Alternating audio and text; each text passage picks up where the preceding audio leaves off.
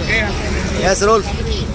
नमस्कार, मैं हूं मोदित चौरसिया। अभी हम बात कर रहे हैं पहलगांव में जो आतंकवादी गतिविधि हुई है उस विषय में युवाओं की क्या राय है, इस पर हम चर्चा करेंगे। भाई अपना शुभ नाम बताओ। जी नमस्कार, मेरा नाम आशीष पटेल है, मैं मैनेट से हूँ। अभी जो रिसेंट घटना हुई है इसके विषय में आप क्या सोचते हैं, ये क्या बताओ। जो पहलगांव कश्मीर में जो हुआ वो सच में एक निंदनीय कार्य है, जो कि किसी भी इंसान से अपेक्षा इस तरीके की कहीं भी नहीं करी जा सकती। जिस तरीके का बिहेवियर उन्होंने वहाँ पर शो किया है वो ह्यूमैनिटी के लिए बहुत गलत है, आने वाली पीढ़ियों के लिए गलत है और एक बहुत गलत संदेश देता है युवाओं के लिए भी, किसी के भी लिए। इंसान इंसान होता है, ना वो धर्म से जाना जाता है। सबसे पहला धर्म है इंसानियत, उसके बाद हिंदू, मुस्लिम, सिख, ईसाई और भी जो धर्म है। तो इंसान को सबसे पहला धर्म अपना इंसानियत का मानना चाहिए। ये पहली घटना नहीं है, ऐसी घटना होती है। अभी इसके पहले हुई थी पुलवामा, याद है ना सब? जी हाँ। तो हम लोग इस लाइफ में जैसे स्टूडेंट से लड़ाई देख रहे हो ना, मैं छोटा सा एक्सपीरियंस शेयर कर रहा हूँ, उससे बताना ये कनेक्टेड है और सही है कि नहीं। जब हम स्टूडेंट लाइफ में थे, लड़ाई झगड़े होते थे ना, तो उस लड़ाई झगड़े में मार खाई जाती है जहाँ पे अपने लोग मिले रहते हैं। अदरवाइज हम सबको नुकसान ही पहुँचाते हैं, समझ गए। जहाँ अपने रहते हैं वहीं पर मारते हैं। ये इतने बड़े बड़े जो इंसिडेंट हो रहा है इसका कोई ना कोई यहीं रहने वाला और इसका अंकुश क्या है, मैं क्यों जोड़ रहा हूँ। पुणे में एक घटना हुई थी। आम आदमी के तौर पे नॉर्मल बात कर रहा हूँ, हम लोग जिस फैमिली को बिलोंग करते हैं, हमारी ज़िंदगी क्या है। हम गाड़ी से निकले कमाने के लिए, कोई पोर्शे आके हमें उड़ा दे। 17 साल की उम्र का लड़का चलाए, जज साहब उसको सजा में बोले कि ऐसे लिखो। तो अगर मैं कल को मेरी गाड़ी पे लिख के घूमूँ कि मेरा ऐसे लिखने का मन नहीं है, मुझसे दूर चलो, सही है क्या? मैं रेलवे स्टेशन पर खड़ा हूँ, आतंकवादी आते हैं, AK-47 निकालते हैं, गोली चलाते हैं। हर जगह पे ज़िंदगी किसकी खतरे में? आपकी, हमारी, आम आदमी की। बाकी सब लोग प्रोटेक्टेड, एकदम सेफ रहते हैं। और इस पर अंकुश लगाने की क्या व्यवस्था है तुम्हारे पास कि ये होल्ड होगा? क्योंकि ये आज़ादी के इतने साल से बहुत सारे इंसिडेंट हैं, ये एक इंसिडेंट नहीं है। और क्या ये ऐसा लगता है कि ये वी वांट जस्टिस, मोमबत्ती जलाने वाली कहानी इसको होल्ड कर सकती है?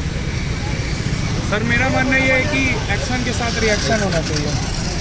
यदि सर मैं चाहता हूँ कि अगर हो ऐसा तो एक्शन के साथ रिएक्शन होना ज़रूरी है, क्योंकि हम नौजवान हैं। हम ज़्यादातर ये सोचते हैं अगर कोई हमारे पर उंगली उठाए, हमारे घर वालों के ऊपर उंगली उठाए तो हम चुप तो बैठने वालों में से। जैसे अपन सर्जिकल स्ट्राइक किए वैसे ही ज़रूर एक बार करना चाहिए, एक बार वापस से तो होनी चाहिए। ये तो कंटिन्यू चलता रहेगा। हाँ। क्योंकि दो देशों की बात हो रही है।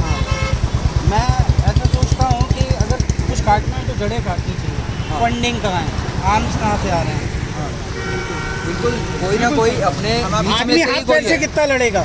लेकिन यहाँ पे ना सिस्टम के अंदर में अगर मैं आम आदमी के तौर पे एक गन लाइसेंस मांगता हूँ तो नियम इतने तेज हैं कि गन लाइसेंस अवेलेबल नहीं है। ठीक है, गन 27,000 रुपये की है, लाइसेंस की रेशो है 1.5 लाख रुपए की। हम लोग इसी देश के नागरिक हैं ना, तो यहाँ पे हमें मरने का स्वतंत्र अधिकार है। ये क्रिमिनल चाहे तो 1,000-1,500 रुपये का कट्टा उठा के गोली मार सकता है। लेकिन अगर हमने सुरक्षा के लिए आर्म लाइसेंस के लिए अप्लाई किया तो हमारे 6 महीने ऐसे ही घिसाते रहेंगे। उसके लिए हमें पॉलिटिकल अप्रोच चाहिए। उसकी भी कोई गारंटी नहीं कि आपको मिल लाइसेंस जाए, मिलेगा कि नहीं मिल जाए, इसकी भी मिल जाए। तो हम लोग क्या टैक्स पेयर बस है मरने के लिए? बिल्कुल कैसा महसूस कर रहे हो? मतलब मैं रोड पे निकलूँ, मुझे लगा कल को मेरी ज़िंदगी नहीं रहा क्योंकि एक रईस को मेरे ऊपर गाड़ी। आपकी क्या सोच है इस पर?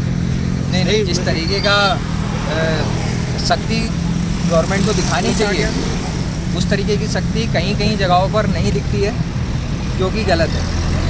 हर आदमी का उतना ही हक है जितना एक कम कमाने वाला, एक बीच में कमाने वाला या बहुत ज़्यादा अमीर इंसान। राइट सबके लिए एक बनाए गए थे और उसी तरीके से उनको फॉलो होना चाहिए। इनको ये नहीं देखना चाहिए कि यार इसकी हैसियत नहीं है या बीच में ये कुछ नहीं कर सकते, इसको पॉलिटिकल सपोर्ट। यदि वो गलत है उसके साथ गलत होना चाहिए, उसको दंड मिलना चाहिए उस चीज़ का। और यदि लोग न्याय के लिए कोर्ट जाते हैं तो उनको वहाँ जस्टिस मिलना चाहिए, ना कि ये देखा जाए कि ऐसे करके no, that is wrong. I think तो सही बात।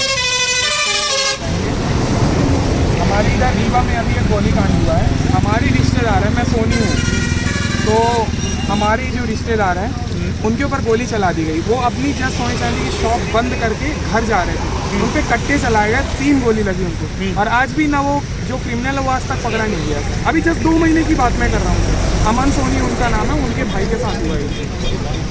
अब आप ये बताइए कि इंटरनल गवर्नमेंट में जब एक उधर के सभी को पता होगा, वहाँ का एक एरिया है कहीं कहीं, वहाँ पे हुआ है सर। अब आप क्या कह सकते हैं, जैसा कि अभी आपने कहा यहाँ पे हर क्वेश्चन के साथ में ना बहुत सारे आंसर हैं। अगर हम बात करेंगे, मैं गया थाने, ठीक है, न्यू रिक्रूटमेंट हवलदार जैसे ज्वाइन किया, पुलिस को लेकर के ना हम सब में गुस्सा है ना, गुस्सा बोले नहीं चाहे, जेन्युइनली एक्सेप्ट करना नहीं, सही हो गलत हो। मैंने ऑब्जर्व किया कि उसको हवलदार की नौकरी मिली, वो पहले दिन आया, क्या वो करप्ट था? नहीं था। वो आया, उसको टीआई ने बोला कि आए, इनको काम है, मुझे साइन करना है, 5,000 रुपये बोल दो। अब वो जूनियर पोस्ट का आदमी क्या डिनाई कर सकता है अपने टीआई को? यहाँ पे तो अच्छे काम करने वाले हैं, उनकी जान है खतरे में, उनके पास कोई सेफ्टी नहीं है किसी भी तरीके की।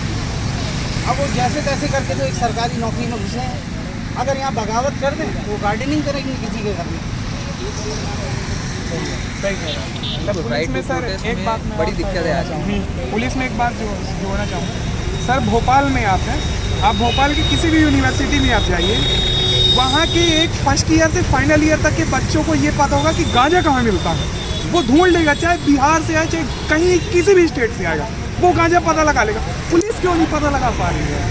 यहाँ पे जो गाड़ी चोरी होती है, जो मोबाइल चोरी होते हैं, जो गांजा मिलता है, ऐसा कुछ नहीं है कि उन्हें पता नहीं, उनको पता है सब कुछ।